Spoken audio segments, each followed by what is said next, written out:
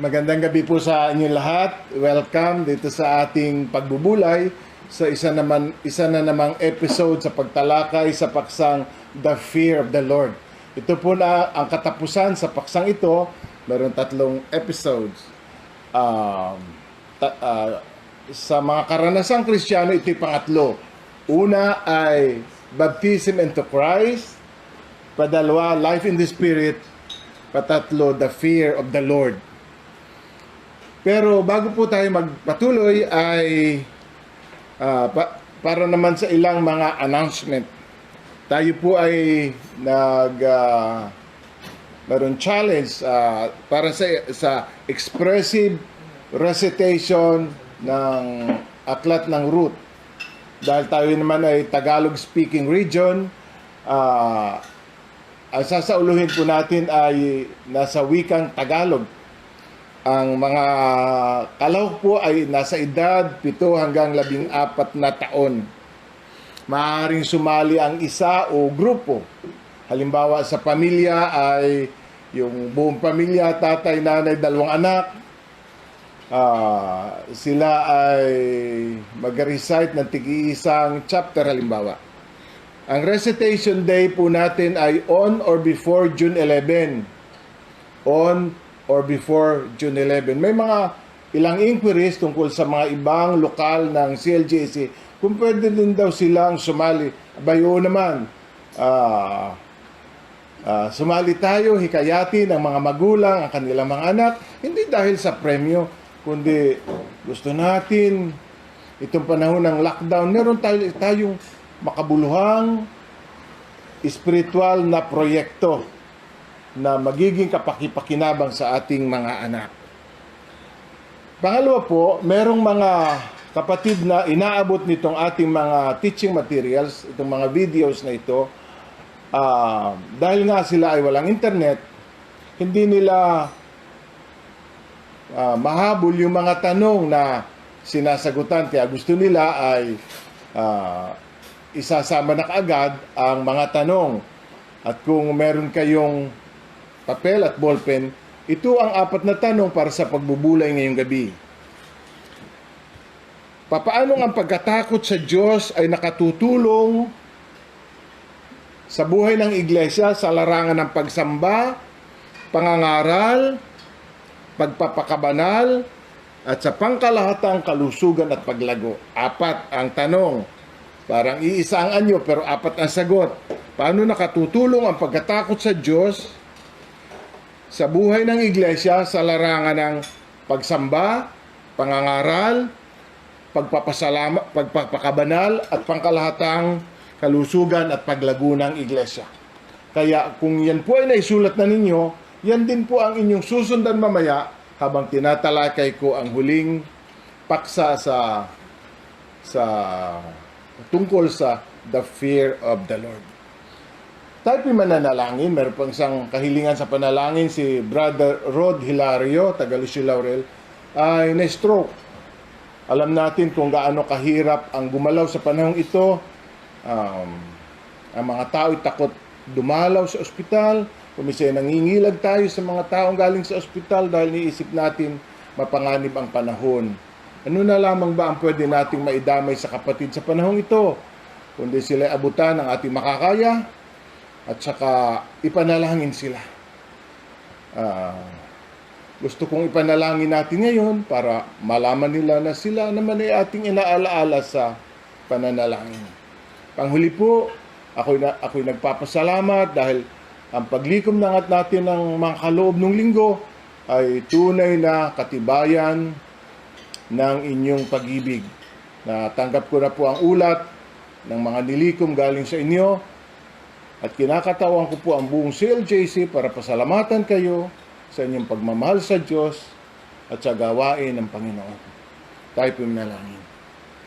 Amang banal, kami nagpapasalamat na pwede kaming tumawag sa iyo anumang sandali. Pwede naming asahan na kayo nakikinig at kayo tutugon alinsunod sa inyong habag at kabutihan sa amin. Sa oras na ito, inaalaala po namin si Brother na nasa ospital. Pagpalahain mo po si Brother Rod. Kung meron man kayong special na mensahe para sa Kanya sa panahong ito, ay marinig nawa niya kayo ng maliwanag na maliwanag. Gusto po naming hilingin na siya inyong iligtas sa kamatayan. Inyong pagalingin siya, Panginoon, at gamitin mo pa ang kanyang buhay, ang manalalabing hininga, para mapapurihan ka, mapaglingkuran ka, maitaas ka. Aliwin mo po ang kanyang asawa sa kanyang pagdadalamhati.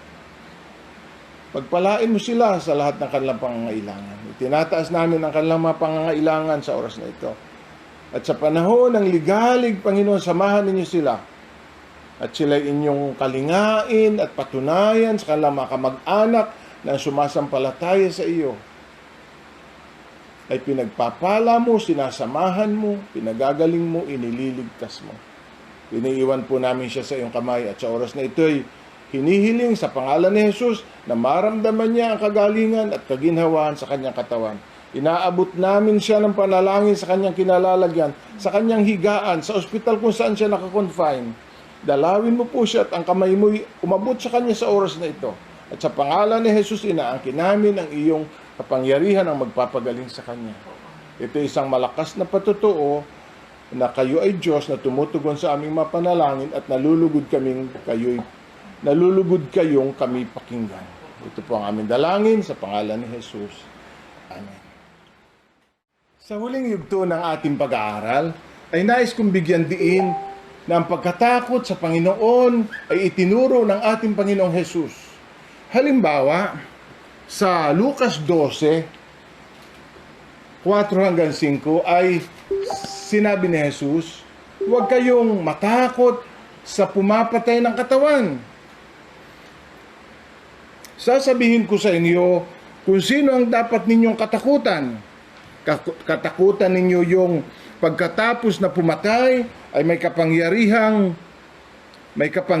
pang magbulid sa inyo sa impyerno.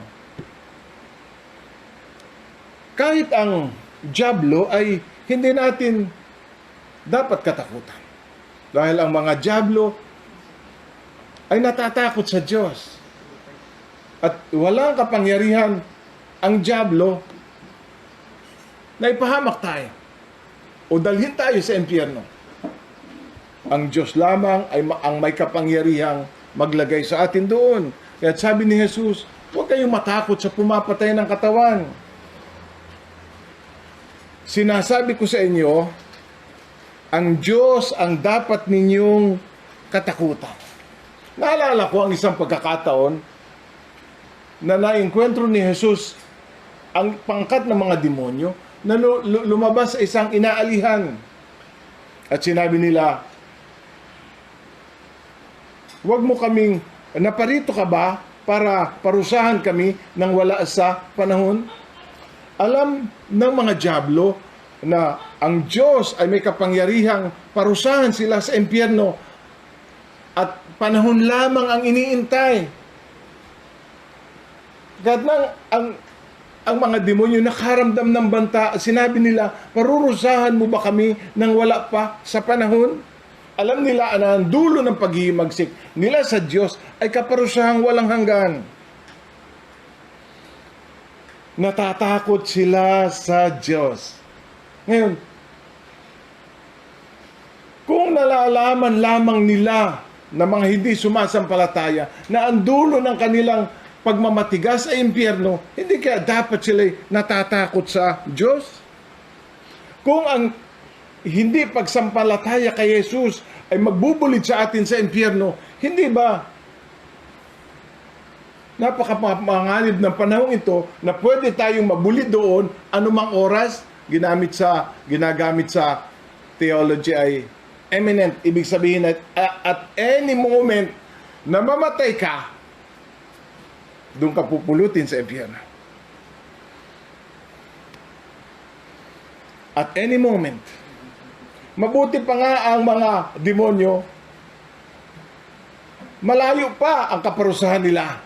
Pero ang mga taong tumatanggi na sumampalataya kay Jesus ay nanganganib na mabulid sa impyerno anumang oras. Dahil hindi naman natin alam kung kailan tayo mamamatay. Sa ibang bansa, ang mga taong bibitayin ay ina-inform lamang sa araw na sila ay bibitayin. Kaya pag hindi ka binitay ng umaga, magpapasalamat ka na, salamat na hindi ka binitay, pero maaari kang bitayin kinabukasan. Ano ang pakiramdam? Siguro iniisip nila, sana hindi na matapos ang maghapon. Sana'y wala ng bukas. Pero tayo man ay pwede ring mamatay anumang oras. At pwede ring mapahamak anumang oras. Sinabi ni Jesus. Ang hindi sumasampalataya ay hinatulan na. Hindi ba? Ang hindi sumasampalataya ay hinatulan na. Ibig sabihin ngayon pa lamang ay tiyak na mabubulit sa impyerno. Hindi kaya nakakatakot yun, kapatid? Hindi kaya nakakatakot yun sa isang hindi sumasampalataya? Ang katiyakan ng buhay na walang hanggan ay ngayon. Ang katiyakan ng impyerno ay ngayon. Tama si Jesus. Sinasabi ko sa inyo kung sino ang dapat ninyong katakutan. Kung nalalaman lamang nito, ito ng mga taong nagmamatigas, kung sila'y mga ngayupapa sa harap ng Diyos at sasampalataya sa Kanya at hihilingin sila'y iligtas sa kasalanan. Sa tama, I tell you, sabi ni Jesus, fear God. Hindi lamang sa pagtuturo, itinuro ni Jesus na tayo matakot sa Diyos. Itinuro din ni Jesus kahit sa pananalangin. Sabi niya, sa ganito kayo manalangin. Our Father who art in heaven, hallowed be thy name. Alam niyo yung salitang hallowed, galing sa salitang hallow. Ito'y lumang Ingles, lumang salitang Ingles na ang kahulugan ay greatly revered. Kaya parang hindi talagang sakto yung sambahin ng pangalan mo. Ang ibig talagang sabihin ay matakot nawa sila sa iyo. Hallowed be thy name. Galing din yung salitang Halloween. Yung piyesta ng katatakutan. Hallowed be thy name. Kaya sa unang panalangin pa lamang, itinuturo na ni Jesus na tayo matakot sa Diyos. Tayo dapat lumapit sa Diyos na may pagkatakot. Parang wala nang kabuluhan yung pababa ng panalangin kung hindi mag-uumpisa doon. Sabi ng isang pastor, man has no position to engage in the business of the kingdom without the fear of the Lord. Kaya baliwala na yung give us this day our daily bread or forgive us our sins or deliver us from evil. Parang nawawalan na ng kabuluhan yun without the fear of the Lord. Kaya nakikita ko ang kapangyarihan ng panalangin ng isang taong may takot sa Diyos. Inuna ni Jesus na ituro, matakot kayo sa Diyos, lumapit kayo sa Kanya sa panalangin na may pagkatakot. Sa totoo lang, ipinakita din, i-demonstrate din ni Jesus sa Kanyang buhay nang sabihin sa Hebreo 5:7. Hindi lang itinuro, kundi ipinakita, sabi sa Hebreo 5:7, noong si Jesus ay namumuhay rito sa lupa, siya'y dumalangin at lumuluhang sumasamo sa Diyos na makapagliligtas sa Kanya sa kamatayan at dinignig siya dahil lubos siyang nagpakumbaba. Parang hindi masyadong nailipat yung kaisipan. Kahit babasahin ko sa Ingles, while Jesus was here on earth, He offered prayers and pleadings with a loud cry and tears to the one who could rescue Him from death. And God heard His prayer because of His deep reverence for God. Tininig daw ng Diyos ang panalangin ni Jesus dahil sa kanyang pagkatakot sa Kanya. Medyo mahirap unawain yon. Alam niyo si Martin Luther, isang araw ay nabaghabag tungkol doon sa sinabi ni Jesus na Diyos ko, bakit mo ako pinabayaan? Kahit ibinili niya sa kanyang asawa at sa kanyang kasamahan, nagubugulin ko ang maghapong ito para ako'y magbulay doon lamang sa salitang yon. Please don't disturb. Pero nang nagtatagal na sa kanyang silid, si Martin Luther ay siya'y napasigaw. Diyos ko, Diyos, pinabayaan ng Diyos. Paano kung maiintindihan niya? Sino makakaunawa niyan? Maaaring ikaw ay gayon din, na si Jesus ay Diyos, pero natatakot sa Diyos. Medyo mahirap unawain yan. Ngunit, yan ang revelations ng Word of God. Na experience ni Jesus Christ ang fear of the Lord. At maunawa natin ang kapangyarihan ng panalangin ni Jesus. Tingnan ninyo dito na kung bakit siya dininig. Because he feared God. Maaaring sa ngayon ay hindi mo pa nararanasan ang makapangyarihang pagtugon ng Diyos. Pero ito ang sinasabi ng ating teksto ngayong gabi. Mararanasan natin ang makapangyarihang pagtugon ng Diyos sa panalangin kung tayo lumalapit sa Kanya na may buong pagkatakot at buong pagkilala na siya nga ay Diyos. Siya ay Diyos ng mga Diyos, Panginoon ng mga Panginoon at Hari ng mga Hari. Ngayon, ang paksa talaga natin, ano ang epekto ng pagkatakot sa Diyos sa buhay at karanasan ng iglesia? Isulat po ninyo, ano ang epekto ng pagkatakot sa Diyos sa buhay at karanasan ng iglesia? Ang una nating tingnan ay sa pagsamba. Ano ang epekto ng pagkatakot sa Diyos sa pagsamba? Sa Hebreo 12:28. At sa talatang ito ay tinatawag ang ating pansin sa isang kaaya-ayang pagsamba. Nasabi dito sa Hebreo 12:28. Kaya kayo'y magpasalamat sa Diyos sapagkat tumanggap kayo ng isang kahariang hindi nayayanig. Sambahin natin siya sa paraang kalugod-lugod sa Kanya, may paggalang at pagkatakot. Sapagkat ang ating Diyos ay parang apoy, nakakatupok. Ang sabi sa English, so worship the Lord acceptably with reverence and awe, for our God is a consuming fire. Ang panawagan ay mag-alay daw tayo ng isang pagsambang acceptable to God. Sa Tagalog, kalugod-lugod sa Kanya. At yun daw ay magagawa natin kung i-offer natin ang isang pagsamba sa diwa ng paggalang at pagkatakot sa Kanya. Kapag ang isang sumasamba ay may pagkatakot sa Diyos, merong reverence, walang ibang audience sa ating worship kundi ang Diyos. The audience of one.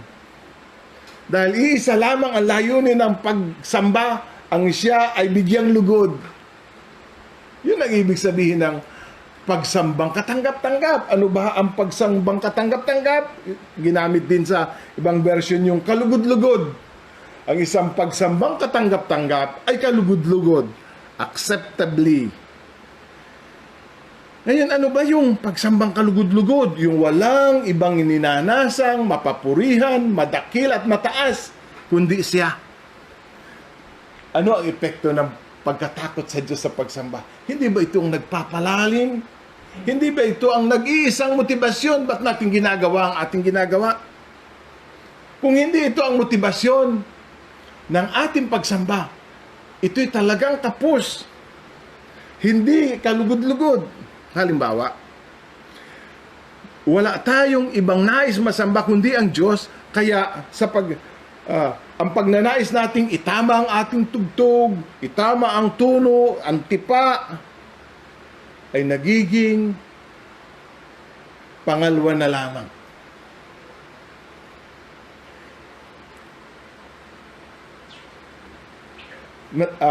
Pwede naman tayong umawit ng walang, pwede naman tayong sumamba ng walang awit at walang tugtog.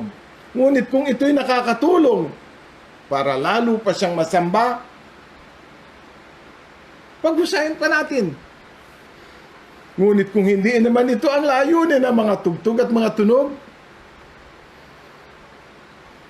parang katulad ng Solomon na nagsasabing, walang kabuluhan, lahat ay walang kabuluhan. Ngayon, ang katanggap-tanggap ay kapag pinagsama-sama ang mga tunog at ang mga awit at ang pusong nagnanais siyang masamba, pag pinagsama-sama ay nataas ang Diyos, yun ang pagsamba. Kung wala sa puso ang pagnanais na siya'y mapapurihan, hindi yun matatawag na pagsamba. At walang kabuluhan ang pagsambang yun, kung pagsamba man ang tawag natin doon. Ngayon, ano-ano ang nag-uudyok sa tao para sambahin siya sa paraang kalugod-lugod? Yung ating galang, pitagan, at takot sa Kanya.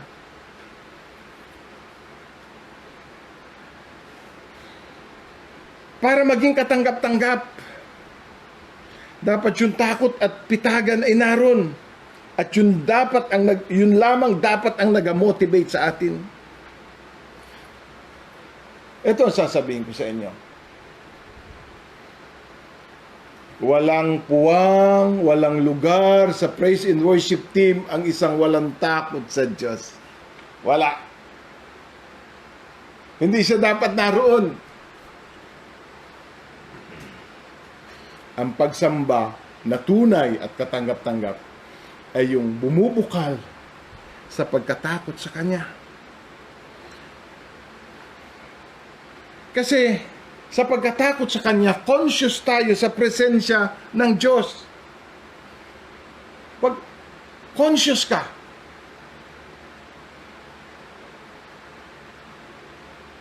kaya ginagawa mo ang lahat para siya bigyang lugod. At kinalilimutan mo na ang iyong sarili. Dahil ikaw ay, ang tawag sa English ay, gripped by the fear of the Lord. Padalawa, ano ang epekto ng pagkatakot sa Diyos sa pangangaral? Sa unang Korinto 2, talatang 3, sabi ni Pablo, ipinasya kong wala akong ipapangaral sa inyo, kundi si Kristo na ipinako sa krus. Kaya mahina, takot at nanginginig akong humarap sa inyo sa pananalita at pangangaral. Hindi ko kayo inakit sa matatamis na pangungusap batay sa karunungan ng tao, kundi sa patutuo ng Espiritu Santo at ng kapangyarihan ng Diyos. Kaya't hindi sa karunungan ng tao, kundi sa kapangyarihan ng Diyos na batay ang inyong pananalig. Nangangaral daw si Pablo na may takot at panginginig. Saan ang gagaling ang takot na yon? Takot ba siya sa tao? Alam natin hindi. Kasi hinarap niya ang kamatayan ng buong puso. May tukso ang mga mangangaral na i-please ang audience, hindi ang Diyos. Kaya kuminsan, pinipili lamang natin ang ipinapangaral dahil ayaw nating ma-offend ang tao. Alam niyo ang nag-preach si Pablo sa mga pagans. Alam niyo pag nangaral ka sa mga walang Diyos, ano ang pwedeng maging resulta nito? Pwede kang patayin, pwede kang usigin, pwede kang itaboy. Kasi sinisira mo hindi lamang ang kanilang paniniwala, kundi ang kanilang kaugalian. Yan ay nangyari sa Efeso kung bakit binugbog ang mga lingkod ng Diyos. Dahil ang kanilang negosyo ay nasira kasi may mga taong gumagawa ng mga ribulto at ibinibenta nila ang mga iyon at nang dumating ang Ebanghelyo, nawalan sila ng hanapbuhay. Kaya ang mangaral ng Ebanghelyo sa mga walang takot sa Diyos ay isang napakapanganib na gawain. Kaya siya ay nanginginig sa takot. Pero ako'y naniniwala na hindi doon ang gagaling ang kanyang takot.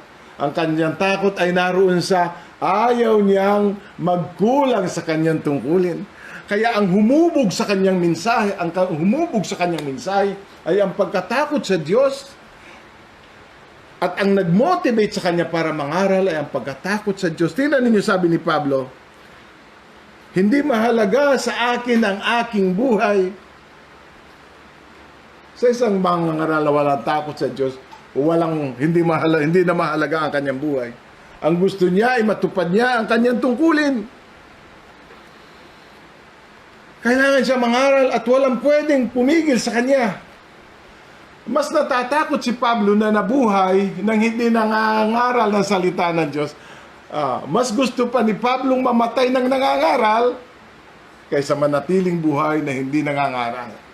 Kaya ang hirap bang pigilin sa pangangaral nung isang mangangaral na walang kinatatakutan kundi ang Diyos. Hindi natatakot sa gutom, hindi natatakot sa pag-uusig, hindi natatakot sa mga latay, sa pagkabilanggo, sa kahubaran, sa tabak.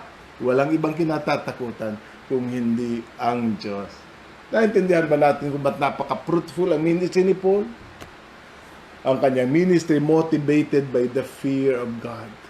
Ayaw kong magkukulang ako sa akin tungkulin.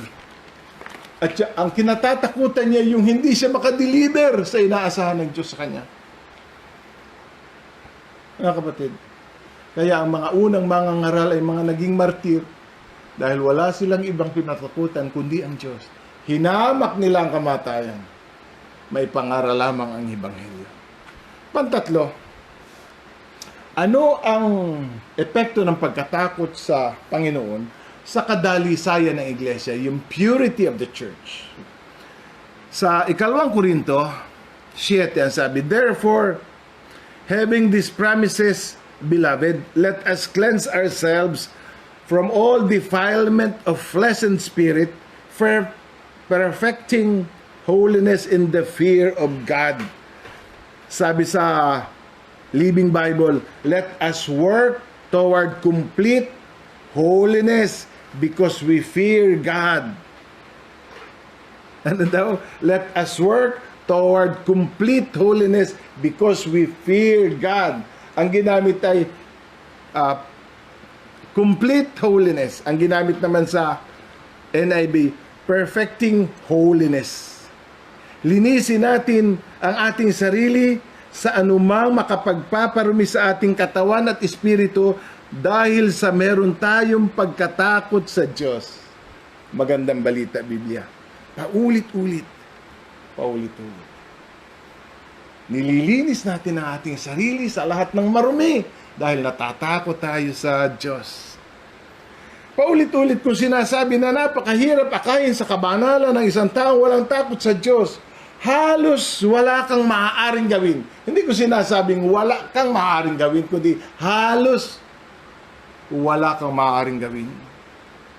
Kasi susundin at susundin nila ang kanilang makasalanang pita. Dahil alipin sila noon. Hanggat walang pagkatakot sa Panginoon, ang tao'y alipin ng kasalanan. Ngunit yung mga tinaniman ng Diyos ng pagkatakot sa Kanya, bunga ng kanilang pananalig kay Jesus. Ang takot ay naghahari at yung pagnanasang mabuhay na banal ay naroon. Wala pa akong Kristiyanong nakilala na totoong Kristiyano na hindi nagnanasang mabuhay na banal. Yun ay isang pagnanasa. Meron ka bang pagnanasang mabuhay na banal? Meron pa ang isang theologians na nagsabi, kung walang sanctification, walang justification. Kasi yung sanctification, yun ay paksa natin sa sunod, yung pagnanasang mabuhay na banal. Kaya hindi daw pwedeng maangkin ang isang tao na siya ay ligtas kung hindi siya nagnanasang mabuhay na banal. Because we fear God, sabi doon. Let us work together toward complete holiness because we fear God. May mga dalaga, takot sa boyfriend, abigay na ang puri, ayaw lang maiwanan. Huwag mong gagawin yan. Libong higit ang Diyos kaysa sa boyfriend mo. Alam mo, yung kasintahan mo, padala ng jablo. Kasi, kung ang kasintahan mo dinadala ka sa kasalanan, dispatcha mo na, wala siyang puwang sa buhay mo. Ang dapat magkaroon ng puwang sa buhay mo, ay ang pagkatakot sa Panginoon, nagpakabanal, masiyahan sa Kanya, at ang Diyos na ang bahala sa iyo. Ang iglesia, ang pinaghaharian ng takot sa Diyos, ay nagpapatuloy sa kabanalan. Ako'y naniniwala na ang susi sa kadalisayan, kasi ito yung purity ang ipinag-uusapan, yung complete holiness, purity sa ibang salita. Complete purity, complete holiness. Naalala si Noe, lahat ng tao ay nagpapakasama na, ngunit siya ay nagpapakabanal dahil mayroon siyang takot sa Panginoon. Kahit na ang mundo'y magpakasama-sama, ang iglesia ay mananatiling naghahangad ng kabanalan dahil doon siya tinawag. Doon siya tinawag. Mananatili tayong matuwid. Natatakot tayo sa Diyos. Dinagdagan pa ni Pedro sa unang Pedro 3:12. Ang mata ng Panginoon ay nakatuon sa matuwid, panalangin nila ay malugod na agad dinidinig. Ngunit tuwing makikita ang sa taong gawang lihis, yaong banal niyang mukha sa puot ay nagngingit-ngit. Na-imagine ba ninyo? Na-imagine. Wala pa namang nakakita ng mukha ng Diyos, pero sinasabi ng talata na kapag ang tao ay gumagawa ng masama, makikita mo ang galit ng Diyos sa kanyang mukha. Ngayon, ang pagkatakot sa Panginoon, yung isang consciousness na nakatingin ng Diyos. Ewan ko, bago tayo gumawa ng masama, isipin muna natin na nakatingin ng Diyos. Alam mo si Agar, doon sa disyerto, tumakas siya, kinausap siya ng Diyos, at kanya sinabi, nakita ko yung nakakakita sa akin, at binago siya ng karanasang yon. Dapat nating ma-realize na nakikita tayo ng Diyos. Ang sabi dito, ang mata ng Panginoon nakatuon sa matuwid. Ano, ang Diyos di nakisap? At hindi nawawala. Hindi tayo nawawala sa kanyang paningin? Ito naman ang nakakatuwa sa Diyos. Walang bagay sa ating buhay, ganuman kaliit, ang hindi napansin ng Diyos. Masamang salubin, masamang pag-iisip, mga pagbibintang, sa mga ugali, walang anumang bagay sa ating pagkatao ang hindi nalingid sa pansin ng Diyos.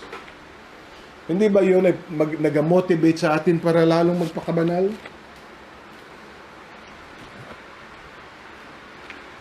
Sinabi ko sa inyo nung isang araw na yung pagkatakot sa Panginoon ay isang positive fear. Ngayon may sasabihin ko sa inyo na yun ay isang superior fear. Pag sinabi kong superior fear, merong inferior fear. Siyempre yung superior fear ay greater. Kaya, kung ikaw ay may takot, pwede mong matalo yung takot na yun sa pamamagitan ng mas mataas na pagkatakot. Yung superior fear, gagamitin mong sandata para matalo yung inferior fear. Fear of death, lahat ng klaseng fear, pwedeng matalo ng superior na fear. Bigyan ko kayo ng halimbawa. Yung mga hilot ng panahon ni Moises, inutos ng hari na paglalaki patayin. Pero ganito ang sabi sa Exodus 1 verse 15, isang araw pinatawag ng Paraon sina Sipra at Puwa, ang mga hilot na nagpapaanak sa mga Hebreya, at tinagubili na ng ganito, sa pagpapaanak ninyo sa mga Hebreya, kung lalaki ang bata, patayin ninyo ang bata. Ngunit dahil sa takot sa Diyos, kuhitan ninyo yun, ha? Dahil sa takot sa Diyos, hindi sinunod ng mga hilot ang utos ng hari. Hindi nila pinatay ang mga sanggol na lalaki, at dahil dito ipinatawag sila ng hari. Ngayon, gaano kaya ang takot ng dalawang hilot nung sinasabing, huy, napatawag kayo ng hari? At alam nila na sinuway nila ang hari. Ngunit, bakit nung gumagawa na sila ng pagpapaanak, ang Diyos ay nakakatakot, ang hari nakakatakot, sino ang higit nakakatakot sa dalawa? At ang nangibabaw sa kanila ay ang takot sa Diyos. Kaya napagtangkumpayan nila ang takot sa hari dahil ang nangibabaw ay takot sa Diyos. Yun ang sinasabi kong fear of God against all other fears. Kung tayo may takot sa Diyos, tatalunin nito ang lahat ng klase ng pagkatakot. At darating tayo sa isang punto ng ating buhay na wala na tayong kinatatakutang iba.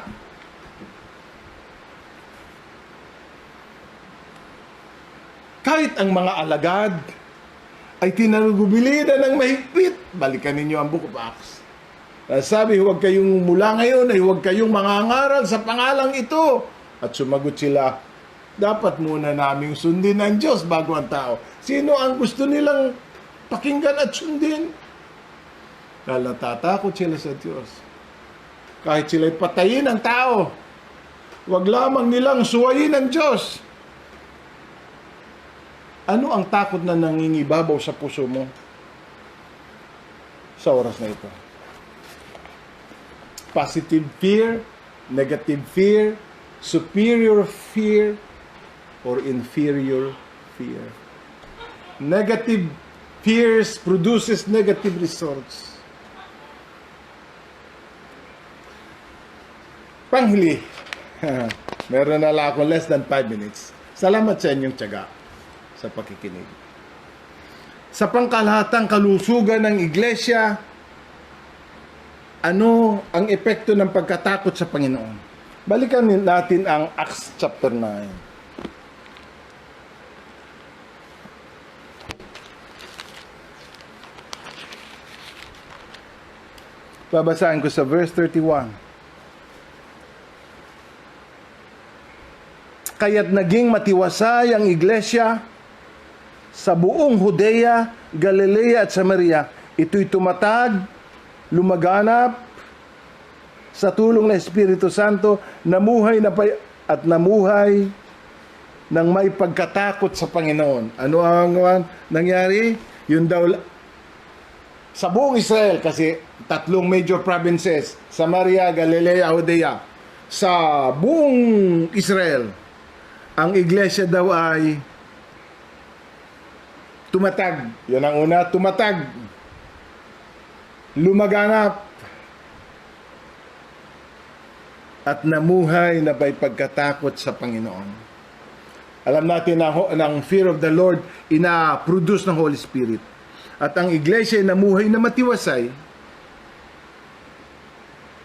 matatag, at lumalaganap. Ang gandang katangian, ano? Gusto natin sana makita ang iglesia sa ganitong kalagayan. At namuhay na may takot sa Diyos. Para nakikita ko ang parang isang upuan, may 3 paa. Pag tinanggal mo yung isa, hindi natitindig yon. Ganon din naman, kung aalisin sa iglesia ang fear of the Lord, ang iglesia hindi tatayo na matatag, lumalaganap, matiwasay, na namumuhay. Hindi natin pwedeng alisin sa buhay ng iglesia ang pagkatakot sa Panginoon. Babagsak ito. Alam ninyo, maraming mga nagkokos ng disturbance sa loob ng iglesia. Ang lumilikha ng kaguluhan sa loob ng iglesia ay yung mga tao din sa loob ng iglesia, dahil may mga tao nakakapasok sa iglesia na walang takot sa Diyos at sila lumilikha ng problema sa loob ng iglesia. Ang mga taong walang pagkatakot sa Diyos ay karnal. Sila ang nanggugulo at nagdadala ng ligalig. Kaya ang paglaganap, paglago at pagtatag ay mailap. Hanggat wala ang pagkatakot sa Diyos sa loob ng iglesia, ang problema ay hindi matatapos. Bagkus magiging malala at madami. Kung tayo maglalagay ng pinuno sa loob ng iglesia, ang piliin natin ay magpagkatakot sa Diyos. Huwag tayong mapili ng katulad ni Judas, walang pagkatakot sa Diyos. Ngunit may pa isa-isa.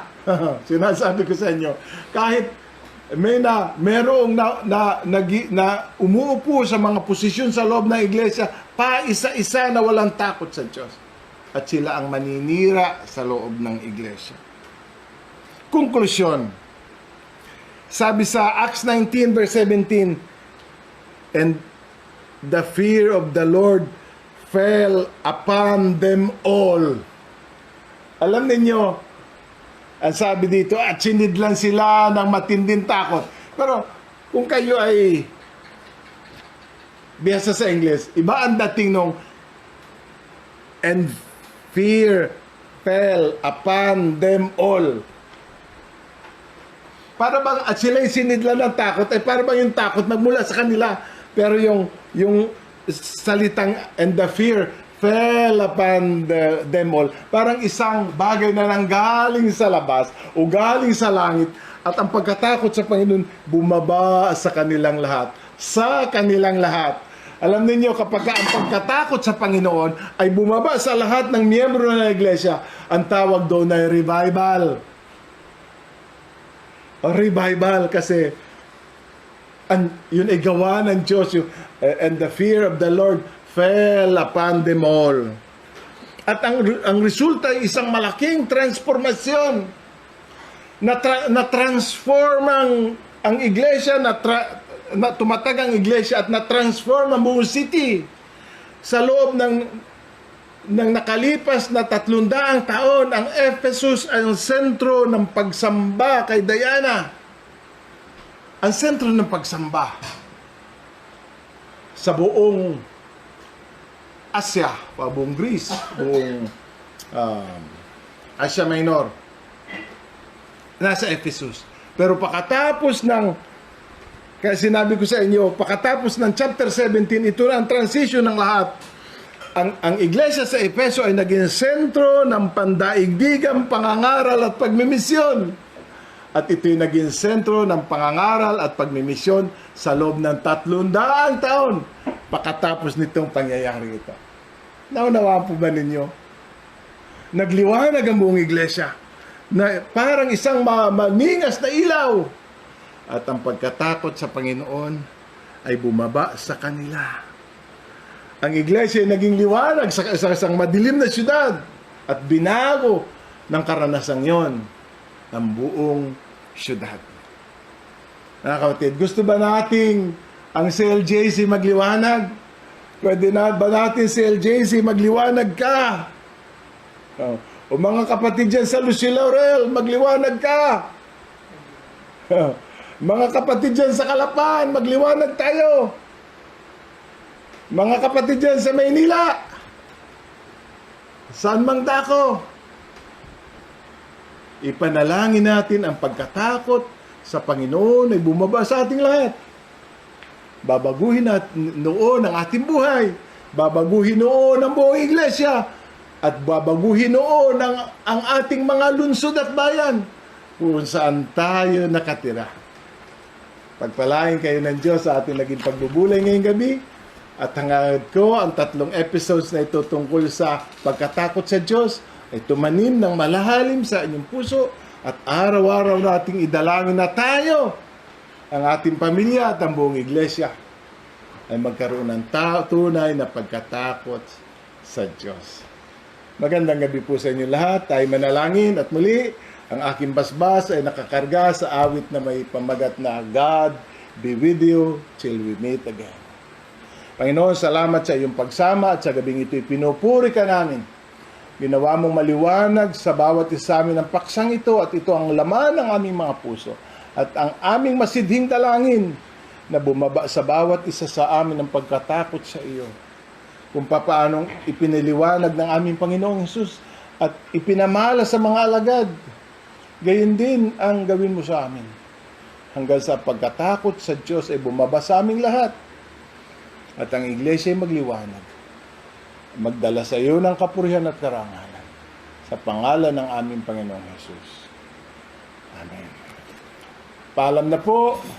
Pagpalain tayo lahat ng Panginoon hanggang sa muli.